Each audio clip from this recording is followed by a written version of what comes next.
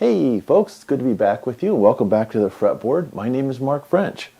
And what I've got here today is a fun job. We are going to upgrade my little Taylor A12. Now, there's nothing wrong with it, but I'm not the kind of guy who's going to leave well enough alone just because something works fine. So what we're going to do is we're going to take and replace the tuners that came on it, which are nice closed gear tuners, and we're going to replace them with this. This is a set of ratio tuners by GraphTech. I just discovered these a little while ago. Love them.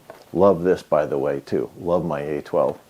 The thing about ratios is they have a different gear ratio for every string. Because every string is a different size, even the core, for the wound strings, even the core is a different size. You need a different gear ratio to get the same amount of pitch change per turn on the tuning knob.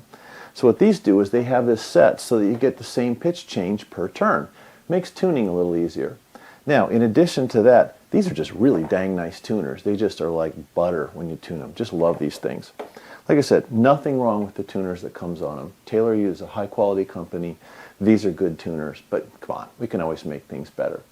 So we need a couple of things. We need a guitar. Here's my A12 already in the clamp here. Got it. Just in case you want to know what this thing looks like, I've got it in my nice little luthier's vise here. You don't need this vise. It's just kind of handy. I use this thing a lot. If you want to do this on your kitchen table, just roll up a towel and put it under the neck. You can't quite see it here, but I have a towel on my workbench too, just so there's no glue blobs or anything ding the back of my guitar. So we're going to need a string wrench here. We're going to need some strings. So I've got a nice set of D'Addario silk and steel strings we're going to try. So with that, let's get going. Okay, so the first thing we're going to need to do here is pull the old strings off it. Now, the temptation is to try to save the old strings. Just don't bother. Don't worry about it. They're all kinked up from going around the tuners anyway, and if you've been playing them at all, they're probably worn. Strings do wear, and they do wear out. Now, professional players change their strings very often, sometimes every couple days or week. Now, the rest of us mortals can go longer than that. But if you play regularly, a set of strings that's a couple of months old, certainly 3 or 4 months old, is probably an old set of strings. You probably should change them anyway. I have no idea how long these have been on here. They're certainly ready to go. So to change them, we're going to have to loosen them, and then we're just going to cut them in the middle and unwind them. So, going to need a tuning wrench. Well, I've got this one right here. This is a D'Addario tuning wrench. It's got this little thing on the end that goes around the tuning, the little knob there. And so this is pretty common. This one actually has a little cutter on it for cutting strings. If you don't have this slick one, a pair of side cutters works fine. All right, so let's get to doing that. Now, the thing you're going to need to remember is which way do you have to turn this thing to loosen it? Well, the easiest way is to just pluck the string. Oh, yep, that's the way to tune it. So, now we loosen it until it's nice and floppy, okay? So now we can cut this, and it doesn't have any energy in it, so it's not going to snap up and hit us. So there's that. Just pull it out. Keep going. So let's cut the rest of these strings off.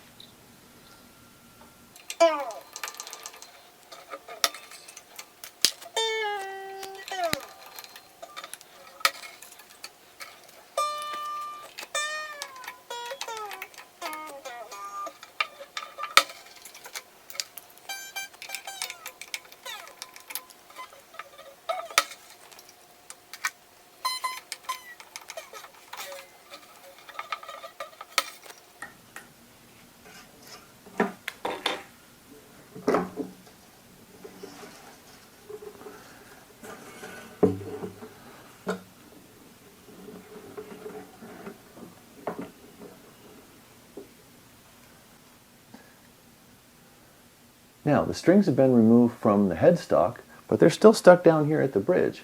How am I going to get those off? Well, I actually switched tuning wrenches here. I grabbed a different one. It's got this little sort of slot cut in the bottom of it here. You can see that. You ever wonder what that's for? Here you go. Just slide that over there and lift that out. Now these things right here, these little bridge pins, they're just little tapered plastic pins. And what they do is they hold the string in because the string has a ball on the end of it, and this keeps the ball from pulling back out. So I'm just going to set these aside here, put them somewhere where you're not going to lose them, because it's always a bummer to lose one of them and then you got to go buy another one somewhere. So I'm going to set those aside here, and I'm going to pull the rest of the strings off the bridge.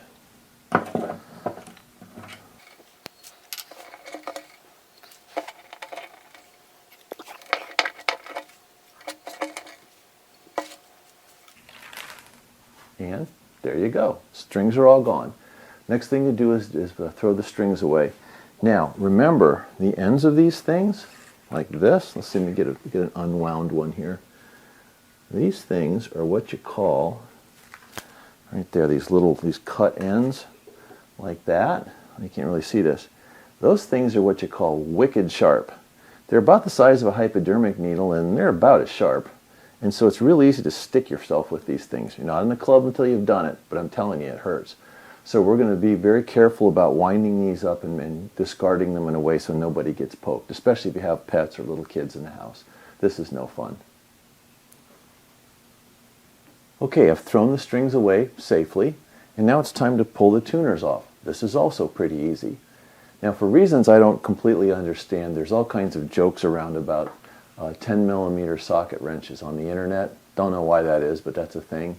Friends, I'm here to tell you, you're going to need a 10mm socket. In fact, you need a specific kind. This is a 10mm deep set socket. It's taller here so it doesn't interfere with the little post there.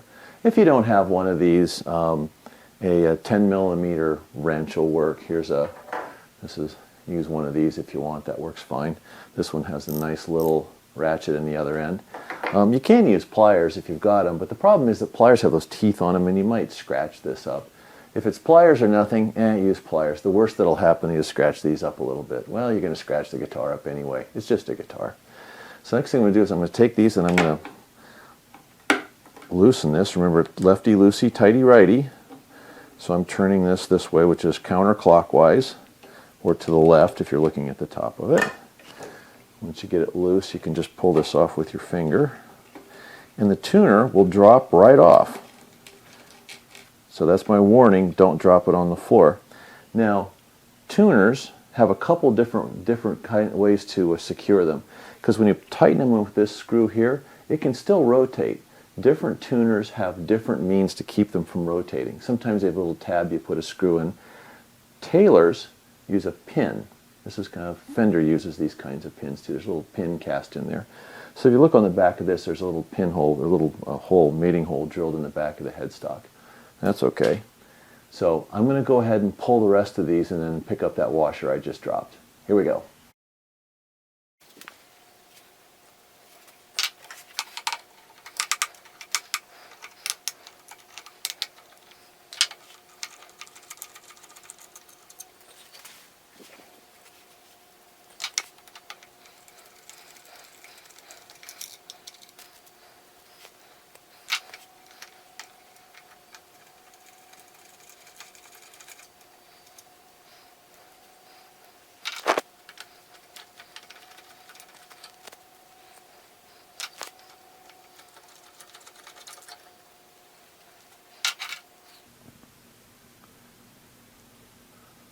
Okay, you can see the tuners are all gone now. Here they are, they're in my hand now.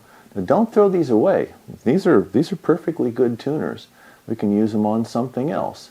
Maybe if you're rehabbing another guitar, maybe one you got at a garage sale or something, these will work just fine. Alright, so we're ready to go, well, almost.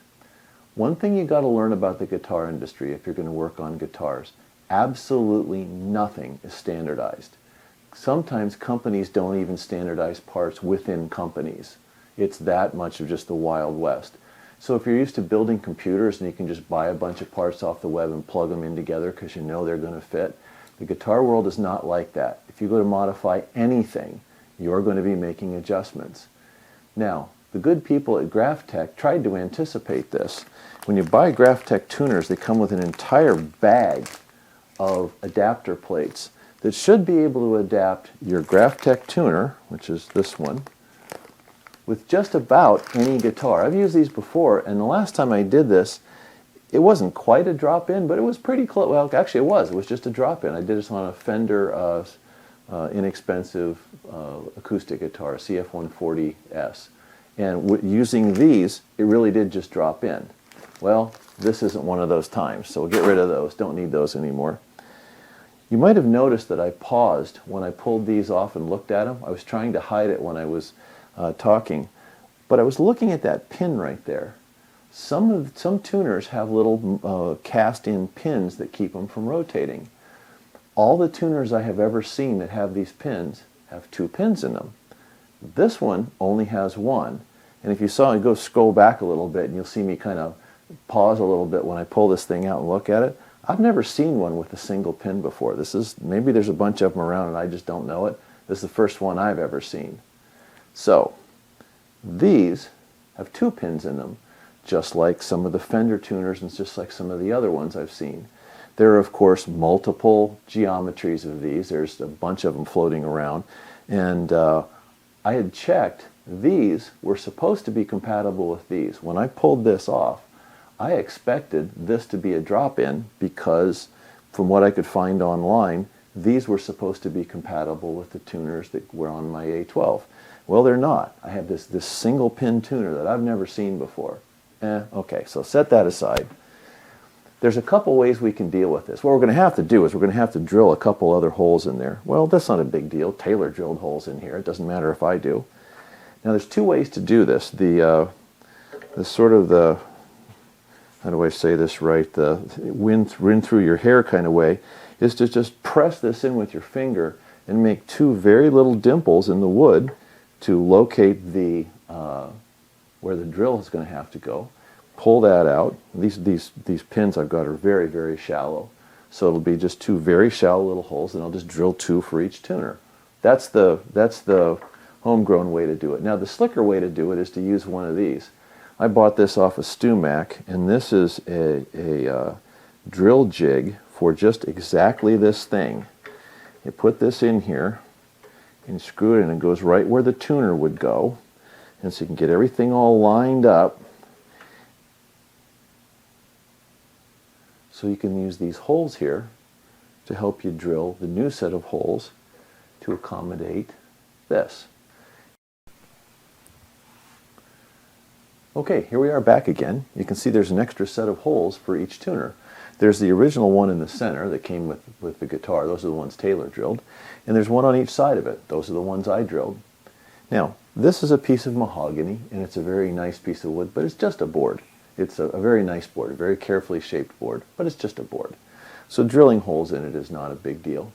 It's especially helpful that the ratio tuner pins, little alignment pins on it, are very shallow, so these holes don't need to be very deep. And there's certainly, I didn't compromise the strength of the headstock at all. While I had everything out just for reasons of good form, I also sealed the inside of all the holes with some shellac and a little paintbrush. I don't know if that's really necessary, but it certainly doesn't hurt anything. Now, remember how I told you nothing is standardized in the guitar world? This is one of those times. That cool little drilling fixture that I pulled out from StewMac, it turns out the holes in that don't match the holes required by the ratio tuners. They're close, but they're off just a little.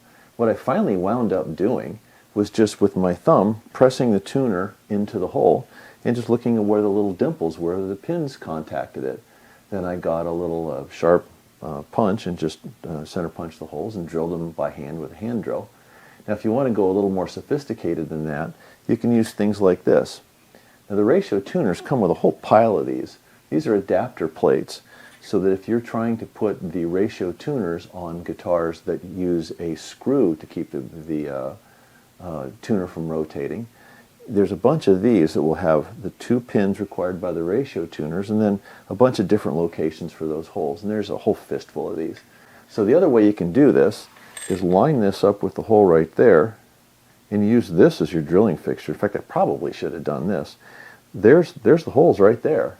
They're just lined up, so just clamp it on and you're good to go. What you can do if you want, put all 6 of them on here, get them all lined up a little bit, and then drill your holes. If there's a problem with what I did, it might be that the tuners aren't perfectly parallel anymore. I may be a couple of degrees off, but it doesn't really matter. So with this in place, all I've got to do now is flip this guitar over and start putting the tuners on it. So let's do that. So I've turned the guitar sideways in my clamp here. And again, if you're doing this on your kitchen table or your desk or something, just roll up a towel or a pillow or something and put under it, and maybe wrap it around the neck just to kind of keep things from wobbling. And when you put tuners in, this part right here, this gearbox, should point towards the bridge. So and the ratio tuners are numbered. This is labeled as tuner number 1. Well, tuner number 1 is the treble E. Now you got to remember this thing is flipped upside down, so the treble E is right there. And in it goes, just like that, using the holes I drilled to locate it. And then when you put it in, you put the washer over this little barrel nut. Goes in like that. Tighten it down finger tight. And then it goes loose on you when you step away from the camera. And then now, just use your 10mm socket and tighten it. Now, this is a guitar, this is a piece of wood. You're not trying to set railroad ties here. You want it tight, but not too tight. Enough, there you go. That's good and solid, but I don't have it so tight I'm going to start crushing wood. You want to stop before you get there. So there's one. Let's just do the other 5.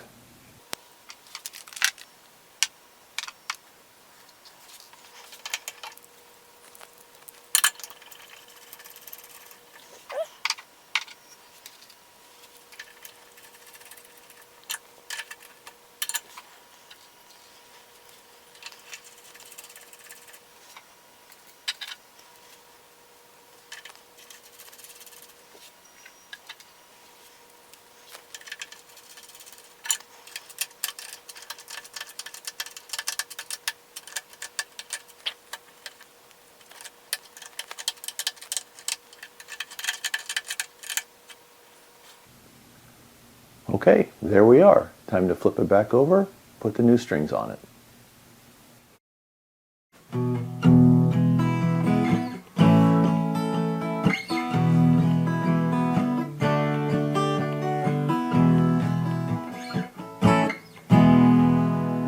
There, that sounds just like a guitar.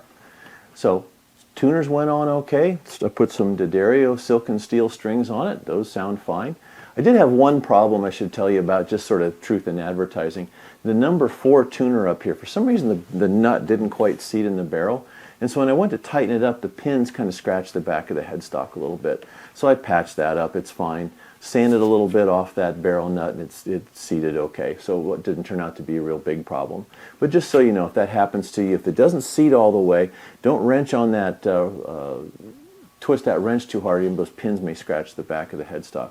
So just go finger tight and make sure everything's seating okay. So there you have it. I like these tuners. Now I can get the same pitch change per angle on each of the tuners because of the different gear ratios. So if I can do it, you can do it. Hope this helps, and we'll talk to you next time.